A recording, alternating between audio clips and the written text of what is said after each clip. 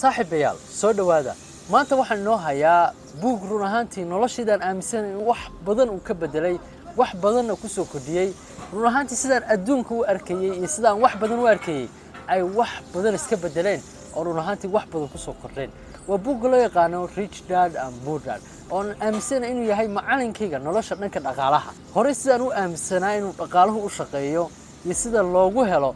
wax badan ayuu ka bedelay run ahaantii waxaan rabaa hadaba 7 qodob oo aan ka faa'iiday bal inaan idila wadaago oo buuguna si weyn uga hadlayo inaan adiga kula wadaago hadaba inteena barnaamijkeena u gudagelin waxaan ka codsanayaa inaad share tiraho oo aad programkan aad la wadaagto asxaab badan oo buuggan laga yaabo iyagu laftoodu inuu ku dhiirigeliyo inay akhristaan oo ay maaragtay noloshooda wax badan ku soo buuggan waxa qoray Rich Dad and Poor Dad nin loo yaqaan Robert Kiyosaki oo ah nin u dhashay China kuna koray waddanka Mareykanka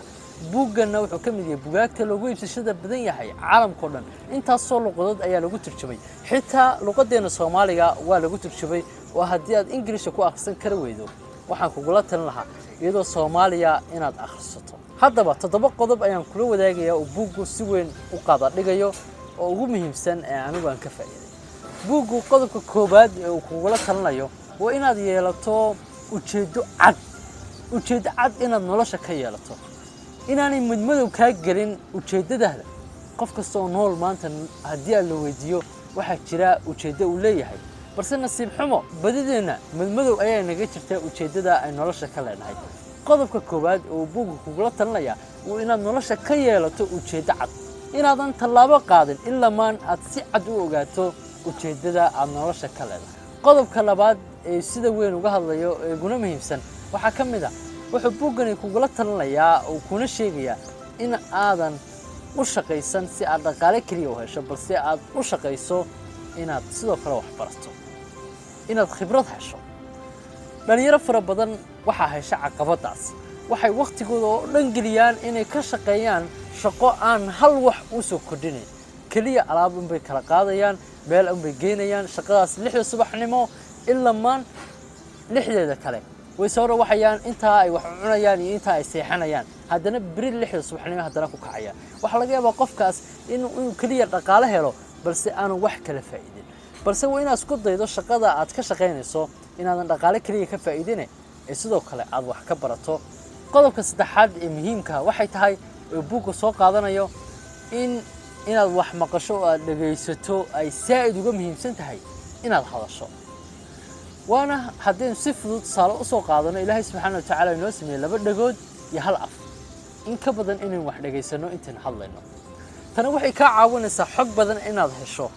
oo markasta aad hadasho kaliya waxaad sheegaysaa waxaad horay u taqaanay balse markasta wax dhageysato waxa aad helaysaa waxaanad horay u aqoonay fashilku wuxuu dhiirigeliyaa guuleystayaasha halka uu jibiyo guuldareystayaasha qodobkan si weyn ayuu uga hadlayaa buugga dhalinyartana wuxuu ku dhiirigelinayaa inaanay ku joogsanin haddii ay ku fashilmaan project ama mashruuc yar ay wadaan haddii caqabad ay ka hor timaado oo ay dhaafi kari waayaan haddii arrimo yar oo fudud ay ka hor yimaadaan inaanay u jabin oo aanay u joogsanin balse ay isku dayaan inay ka gudbaan caqabadan oo xalkeedana ay helaan buuggan markaa dhalinyarta wuxuu ku dhiirigelinayaa in ay maaragtay ay noqdaan kuwa guuleystayaal ah oo aan caqabadaha iyo fashilka yaryar aanay joojin marnaba waxa aad taqaano ayuunbaa tahay buuggu sida uu dhigayo waxa uu in badan kula dardaarmayaa dhalinyarta iyo akhristayaasha buugga akhrisanaya in